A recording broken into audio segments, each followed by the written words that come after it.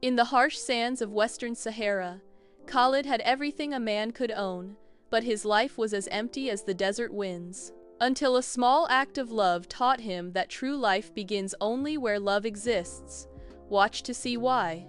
In the endless dunes of Western Sahara, where the wind whispers through the sand and the sun sets in a blaze of orange, lived Khalid, a merchant who owned camels, caravans, and a large tent at the edge of a desert trading post.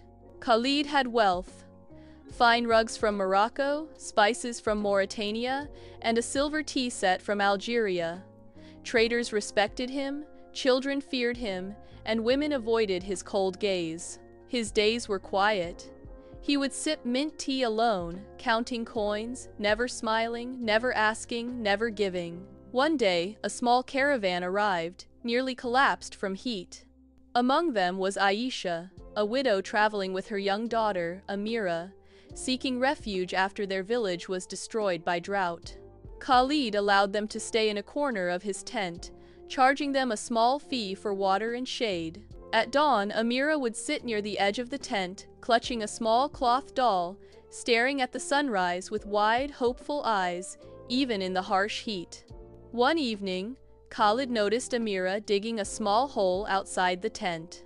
In it, she placed a tiny sprout she had saved from her village, watering it with the last drops from her cup each morning. "Why do you waste your water?" Khalid snapped. Amira looked up, her eyes soft but unafraid. "Because if it grows, we can have shade," Khalid scoffed. "Nothing grows here. This is the Sahara." But each day, Amira sang softly to the sprout, shaded it with her tiny doll, and used drops of precious water to keep it alive. Khalid watched, anger and confusion mixing in his chest. One dawn, he found Amira crying the sprout had wilted in the night wind. Without thinking, Khalid knelt, placed his large hands around the tiny plant, and poured a full cup of water over it. Amira's eyes widened and she whispered, "Thank you, uncle." That night, Khalid couldn't sleep.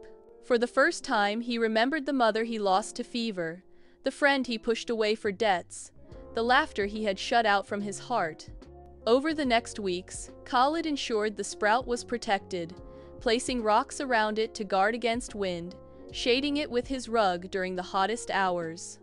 One morning, a tiny green leaf opened under the desert sun. Amira clapped, laughing.